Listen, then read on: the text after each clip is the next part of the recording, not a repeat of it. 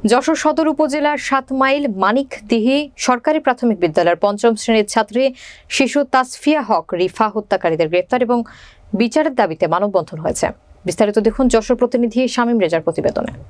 সোমবার সকাল ১১টায় মানিকদিহি সরকারি প্রাথমিক বিদ্যালয় প্রাঙ্গণে এ মানববন্ধন অনুষ্ঠিত হয়।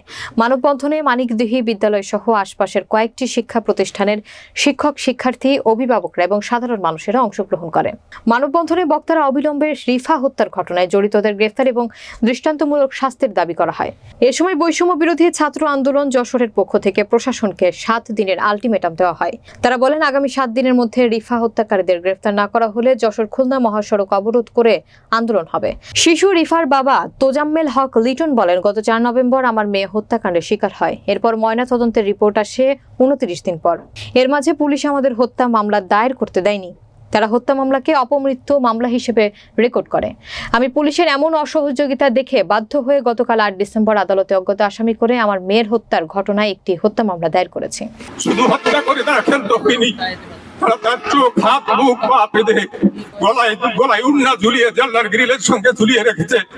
আমাদের ছাত্রী হত্যা যে ওটা হয়েছে, এটা আমরা সুষ্ঠু তদন্তের মাধ্যমে সঠিক বিচার চাই।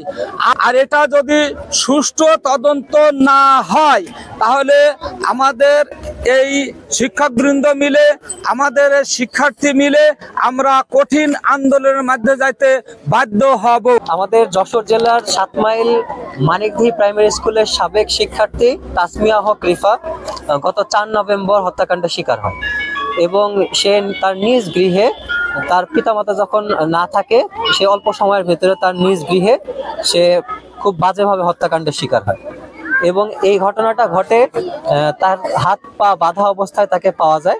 কিন্তু পুলিশের কাছে তার পরিবার যখন এই বিষয়ে মামলা দায়ের করে, পুলিশ এটাকে হত্যা মামলা হিসেবে গ্রহণ করেনি।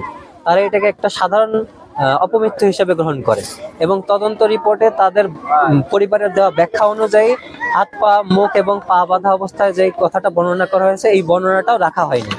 সুতরাং আমরা বৈষম্য বিরোধী ছাত্র আন্দোলনের পক্ষ থেকে কঠোরভাবে প্রশাসনকে হুঁশিয়ার করতে চাই যে এই নিয়ে যেন কোনো রকম লুকোচুরি করা না হয় এবং আগামী ৭ দিনের যে আমরা আলটিমেটাম দিয়েছি, এই ৭ দিনের ভিতরে যদি সুষ্ঠু তদন্তের মাধ্যমে দোষীদেরকে খুঁজে বের করা না হয় তাহলে আমরা বৈষম্য বিরোধী ছাত্র আন্দোলন যশোর এবং ঝিনাইদহ মহাসড়ক অবরোধ করব এবং প্রশাসনের বিরুদ্ধে আরো কঠোরতর পদক্ষেপ নিতে বাধ্য হব।